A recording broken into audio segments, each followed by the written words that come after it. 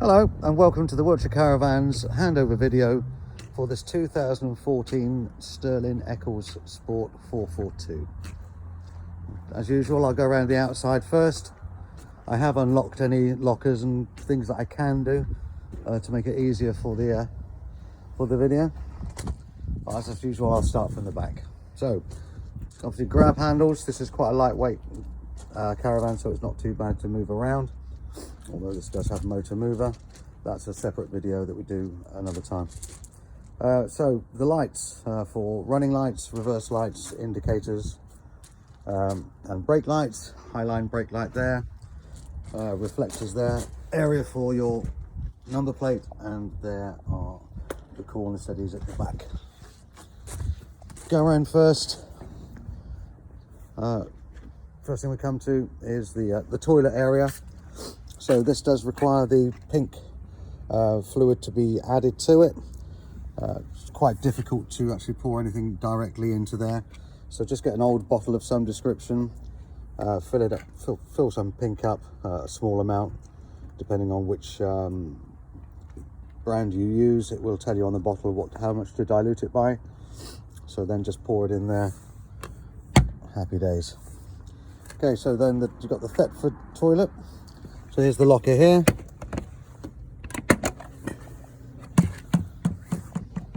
I'll show you how this needs to be emptied right now.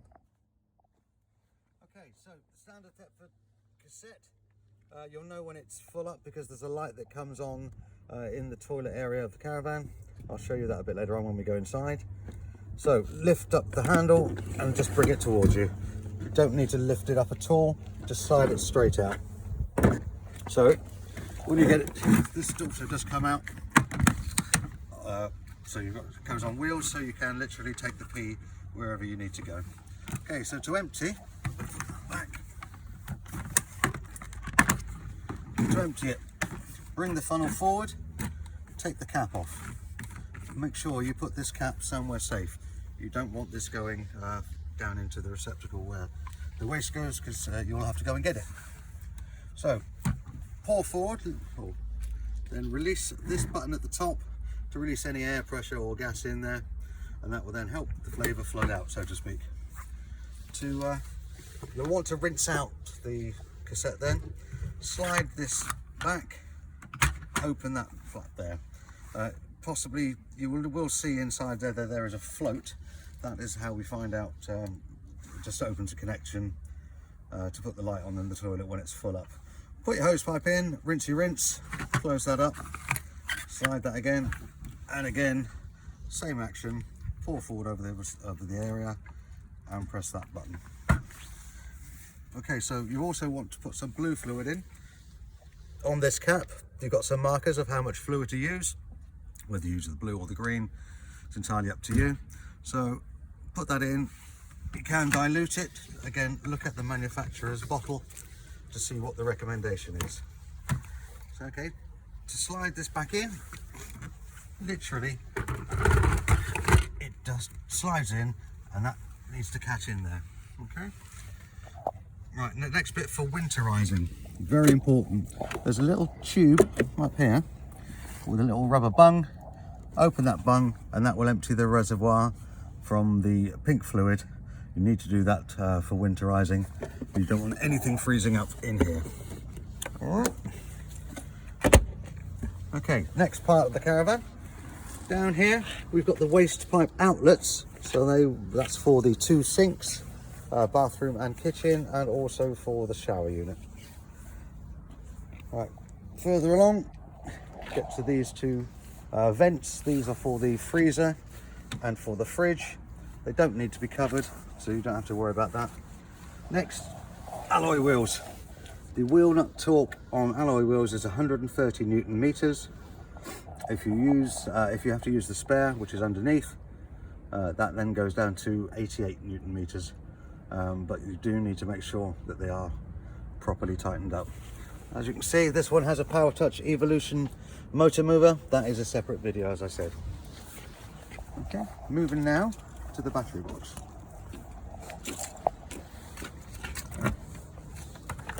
So in here, it's got 110 or 150 now leisure battery in this one, so nice and powerful. Here's your electric hookup. And it literally just pulls in like so. There is the isolator for the motor movers. It's actually located there so that when the electric hookup is in, you cannot engage the motor movers. You don't want to be dragging the electric lead out of the pole. And the next part I'll show you is where the water pump goes in. So just bear with me a second. Okay, so the water pump. The water pump itself is a Truma pump. It's just a filter on the end. There's no actual electrical part of the pump. This caravan has an onboard pump. So this literally is just a filter and a pump that goes into here and just pushes in. Simple as that. And then this end goes into the aqua roll. Okay. To release the pump, very simple trigger mechanism. Pull the trigger and pull towards you. And that is as simple as that. Now this, I do know that this particular caravan has not only this water pump, it has got a spare one. Here, this runs on the Truma Heating. So if you're running on gas, not the electric, just on gas, this is where the exhaust comes out. Okay, going to the front of the caravan, just got the gas locker door open already. It can take 2 propane bottles, or well, it's set up for propane, it could take butane as well. Currently set up for propane. Also in here we've got that spare pump I was talking about, a wheel brace, and this also is for the activation of the motor mover, and a leg winder. And you've also got another wheel brace there. But if you are able to undo these wheel nuts with that, you're a stronger man than I, or woman. That's the gas locker. Running on the Alco chassis. This particular model has the Alco ATC, which is Alco trailer control. There is a sensor underneath the chassis, so if the caravan does start to snake or to move about, the brakes will go on. Hopefully the only time you feel it is when you go over a speed bump. You might feel the caravan get a little bit heavy for a couple of seconds, but that's only because the brakes have come on. Okay, so yeah, all the Alco, normal stuff, handbrake, jockey wheel winder, 13-pin electric socket, all very standard stuff. So go around to the veneer side. Not a lot to show you here. Obviously, an awning light, and that's one of the running lights. But what I do want to point out is down here, just under the door, is the detailed information for this particular caravan. So it's got the VIN, which is the CRIS number. We've got maximum plated weight, which in this case is 1,244 kilograms. But most importantly, tyre pressure. On here, it's 51 psi. But it does also tell you the wheel torque for a still, which is the spare wheel, 88 Newton meters. The alloys are 130 Newton meters. Next, the only thing we're going to do now is go on inside, because it is cold out here today. So I'll see you inside. Okay, going on inside. Come on in. Cold out. I've had the heating on already, so it's nice and toasty in here. We'll have a quick look around, and then I'll go into more detail.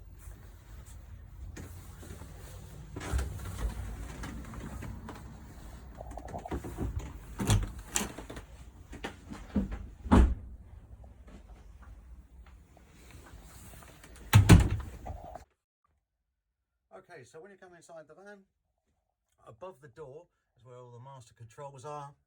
Here you've got the main power button, so that's your master power button. Press that, everything comes on. If it doesn't come on, that is because there is a system shutdown button underneath the right hand sofa, which I'm now going to show you where that is, because I did get caught on that myself once. Right, so as I was saying, system shutdown button. This here, I would say particularly useful for when you're winterizing. So that if you come into the van and the power doesn't go on at the front, check there. That's probably where the issue is. We also have in here your breaker box and your fuses. Okay. Whilst we're down here, I was talking about the water that comes in from outside from the aqua roll. There is a drain down. So this yellow tab here, this tap here, If it's in the upright position as it is now, vertical, that means all the water will drain out of the water heater and the water system. Also, make sure that the taps are open, so that way everything drains out. When you want to put water back in, drop that down to the horizontal, and then obviously close your taps, and then the water will be able to come in absolutely fine. Okay, but particularly for winterizing, make sure that is up and that there's no fluid left in this caravan. Right, so back at the front again, as I say, there's your power button. Just to show you that, we can check the level of the leisure battery by pressing view levels. It's showing up at around about 14 volts, but that doesn't surprise me because we are plugged into the mains.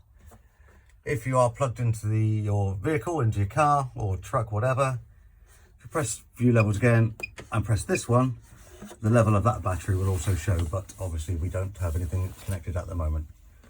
Also here, the water pump. So when you've got your aqua roll there and the pump's inside, press water pump, and hopefully you can hear that running. I'm not going to leave it running long because it's, yeah, we haven't got any water coming in. I don't want to run a pump dry. But that's how you get the water coming into the van. As I said, we're running on the Truma Heating. So, rotary dial and a push button to turn the system on. Press power, okay, and it comes on pretty quickly. First thing that flashes up is a little motorhome with a thermometer on it. Well, that's just saying how much heat we want to come into this caravan. It's the blown air heating in here. It does heat up very quickly. So yeah, it's quite nice stuff. You can hear it, but it is relatively quiet, to be honest. You can see that little light flashing, the sign flashing there. That is just saying that we are actually heating up to the temperature we want. To go back when the screen drops out, literally just press the dial again. Press it one more time, and then use the rotary dial to see how hot or cold you want the caravan to be. So you can turn it right the way to off, or then, as you can see, as I go slowly through, that is no longer flashing because we're already past this temperature. And so it's telling me 21 that I'm aiming for is fine. It's flashing again now, typical. The second one is for your hot water. Now your choices are off, 40 degrees, 60 degrees, or boost. I'm turning it off very quickly because I don't want anything heating up while there's no water in there. So 40 degrees, that's probably for you doing your washing up and stuff. 60 degrees, that is remarkably hot. You can scald yourself at that heat. So when you are using the taps, I would suggest make sure they are mixer taps, so use cold and hot, because otherwise you may burn yourself. As I said, going back, using the rotary dial, but that's for the hot water. The next area is for what fuel you're going to be using for your heating and hot water. So again, pressing the dial. We're currently on electricity 2, so that's the maximum electricity we can have on here. If I go roll back, so we can use gas. We can use mix 1, so that's gas and some electric. Mix 2 is gas and a bit more electric. And then you've got electric 1, which it will work, but it's quite slow in heating everything up. Electric 2. On UK poles, you'll have at least 10 amps, so you should be absolutely fine on there. And to select it, again, just press the dial.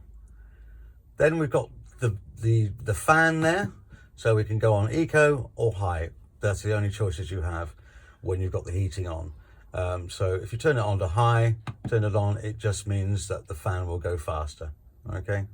We don't need it on there at the moment because it's nice and warm in here. If I turn the heating right off,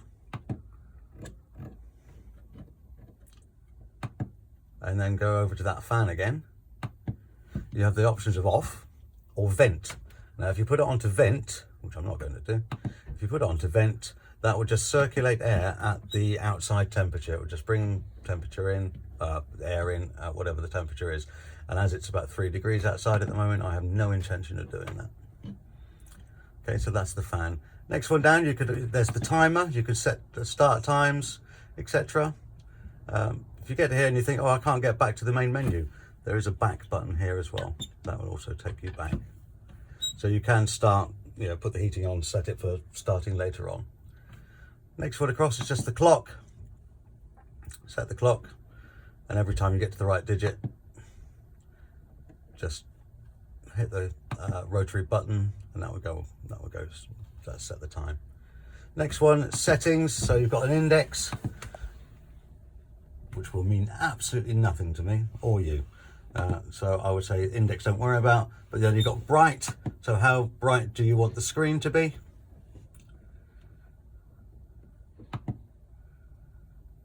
Language, well, I'm not going to change it from English. I think we'll keep that. And that is your choice. Oh no, you've got a reset, so you've got a reset button on here. You've also got offset. So if you set the temperature to 21 in here, and you came in and you think, good God, that is ever so hot, and you put a thermometer in here, that will you can offset it to make sure you've got the right temperature. Just to show you that, let's go into offset. You can do it by -5 or +5 degrees, just to get it to the right temperature. Okay, that is pretty much everything you're going to need to know on the Truma panel for the heating and hot water. If you do have any questions or you come up with any error messages, you will have a user guide that will be that gives clear and fairly concise information. But you can always call us at Wiltshire Caravans on 01373 752 100. That's 01373 752 100. We'll be more than happy to help. Okay, so that pretty much is the heating panel. To turn it off, keep that dial pushed down until it says off. Okay. Whilst we're here, on the right hand side, as I'm looking, we've got a carbon monoxide. I can't even think what they're called now. Alarm. Thank you very much, Sean. Carbon monoxide alarm and a smoke alarm as well. If the smoke alarm goes off or the carbon monoxide alarm goes off, and I don't mean just one beep, which might mean that the batteries need changing, just get out the caravan. Do not try to be heroic. Okay. Next, we're going to go around, have a quickie look around, and just to show you various bits and bobs. First area, table. Well, I say table, a worktop area. Most people put their televisions there. You've got the 2 aerial types of point. You've got the satellite connection, although there's no satellite dish, but satellite connection and a standard aerial connection, the coax. You've also got your 12-volt socket and a 230-volt socket there as well. Lots of cupboard space in these. That's what I like to see, somewhere to hold your bottle and your wine glasses. Lots of, like I say, lots of cupboard space. All very nice. Bench, nice long bench. You can have these as single beds. You can turn these into a double bed should you wish to do so, just by pulling out these underneath the table in the front. They just pull out and then rearrange the cushions to make sure. And it will make, looking at it, a very large double bed. All right. Whilst at said front, by the windows, standard window catches. Open up the catches. Open up and tighten up these to make sure the window doesn't close. Blinds, fly screen, and blackout blinds. And my only warning is when you're putting them back up, hold on to them, don't let them go because they will fly up. I quite like the curtains, which is a bit weird for me to say, but never mind. So you've also got some individual lights in here, individual spotlights, turn off and on, little buttons on the top. At the front, again, more blinds. Little table here, this just pulls out, sits flat for your cup of tea in the morning or your glass of wine at night. Two 230-volt sockets at the front, lots of drawer space, all very good. Storage underneath, in there, in there, and in there. This is part of the vent for the heating system. We've already seen under this bench. Only other thing to show, so we've got some various light switches about. There's for that light, and these for the sides. Got light switches all over the place in here. In fact, it's half the game is to find them. I've got a little friend in here. We've already got a pet spider, so that should have Sean running out of the caravan very shortly. More cupboard space. We do have a stereo here. What I didn't show you is outside, on the off side of the van, there is an aerial that comes out. But to turn on, there's the power on. Nothing happens. That's just turned it off. Well done, Andrew. See, so it's set for, so it's a CD player as well.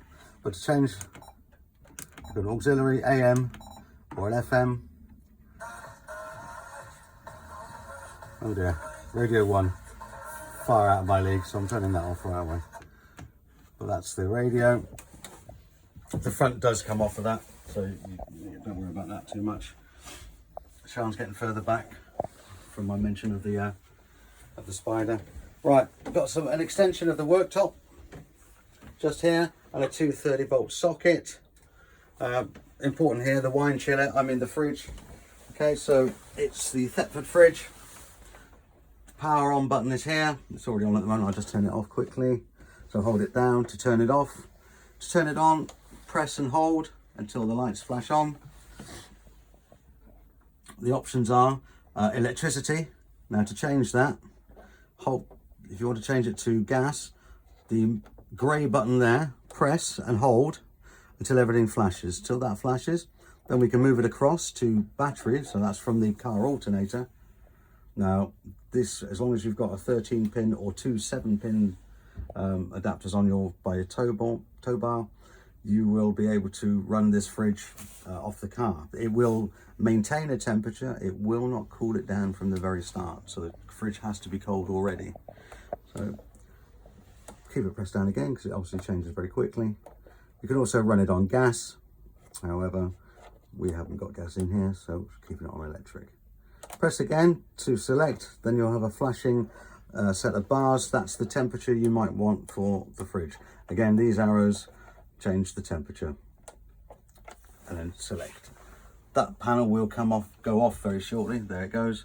To open the fridge, little catch there. Open up. Standard fridge with the freezer compartment, just for your ice, for your gin and tonics, or your Bacardi and Cokes, whatever floats your boat. Not that I'm judging everyone by the same way I judge myself. As I was saying about the mixer taps, it's currently open because we've let the water, all the water out of here at the moment. Microwave, 800-watt microwave. I'm not going to teach you how to use a microwave. Again, just more cupboard space at the top. I do want to show you here, you've got a solar panel on here. So it's currently showing that it's all charging up nicely. With a solar panel, please don't think that you can go to the middle of a field or a middle of a desert and have 12-volt power for days and days on end. It doesn't work like that. It will help maintain the battery strength. It is not the be-all and end-all. It doesn't replace plugging them in on a site, or in winter time particularly. People think, oh, they could just leave the trickle charger going, it'd be fine. Always disconnect the battery. That would be my suggestion, just to make sure, and then charge it up every month or so, just to make sure that your battery life stays good, really. Right, cooker. Yeah, it's definitely a cooker. So you've got 3 gas burners and 1 electric hob. The gas burners will not work while the glass top is down. However, the electric hob would still turn on, and we've had cases before where this has been knocked, so it's turned on. Underneath the oven, and the little cupboard there is a plug. If you're worried that that might get moved accidentally, or if a kid's going to be in there playing around with the knobs, just unplug it, and that will keep everything safe. Okay, like I say, standard gas burners. There's your spark. You've also got a grill and oven separate. Nice size. In fairness, most people I know don't use the cooker very much. They normally cook outside. I'm just going to ignore that. So if you could do the same, that would be lovely. Thank you. Right. In this cupboard, you've got, here's your draining board and worktop stuff. You've also got some gas isolators there. Now, if you're using propane, you can just turn the bottle off, well, at the bottle, and that will just turn everything off, and then light the burner maybe for a couple of seconds just to make sure all the gas is gone. But if you are using butane and you're worried that you know that it might not have gone off, you can use those gas isolators. On the door itself there is it just gives you the tap color coding, so you can't really go wrong. It tells you which is open and which is closed, and that is very handy. Drawer space, cutlery drawer in there. But again, I'm not going to teach you how to use a drawer. Right, next we're going to go into the bathroom. First thing I'm going to do is let's apologise if you see my reflection. Don't show this to the young children, they might think it's Halloween again. But here we go. Oh, yep, there I am. Right, so nice sized bathrooms in here. Hello, everyone say hello to Sean, she's here. She's doing the Steven Spielberg bit. Right, so in here we've got vents, lights up here, which I do. I'm just trying to think. No, I know where the lights are. I'm lying. The lights are down here by the sink. So we can turn those off and on. Here's the toilet we were talking about earlier on. So that is where the blue, a red light actually comes on when the toilet needs emptying. Guarantee that'll be just before you go to bed. But even if that is the case, you'll still have enough capacity in there for 1 or 2 wees. I would suggest you get yourself a specific time to empty up. We used to do just before wine o'clock, which is quite handy. But to use the flush, that little blue button does the flush. You've probably heard that. I'll do it again. There's no fluid in here at the moment, so it won't actually do any rinsing out. Right, so toilet, once you've done what you need to do, this flap needs to be opened to let everything into the cassette, but you must close the flap again. If you don't close the flap again, it will be very difficult to take the cassette out of the side of the van, and you might well do some damage trying to do so. Okay, so wardrobe. It's definitely a wardrobe. We've got the TV antenna in here, so when you get onto site, if you want to connect a television, undo this, push the shaft up, point it into the same direction as everyone else has got their TV aerials pointing, then retune your television. It's got a little booster in here, which you know, will help, but you may find some sites do say, you know, that you need to use an external, and they often supply those on the sites. So Sean will probably tell you that this glass is for my false teeth, but that's because she's nasty to me. I just want everyone to know that. Covered underneath. Quite a lot of storage space in here. I mean, for a two-berth it has got absolutely stacks of it. In here, there's just a freestanding table. And obviously the shower. Now the shower, they are nice showers in here, it's a good size. The shower door itself, if you can just see, is held there, particularly when travelling, that's where it needs to be. However, just undo that, close the door and have a shower in peace. These aren't actually wet, that's the effect of the glass, okay? But make sure that it's clicked back as it needs to be. Other than showing you a couple of the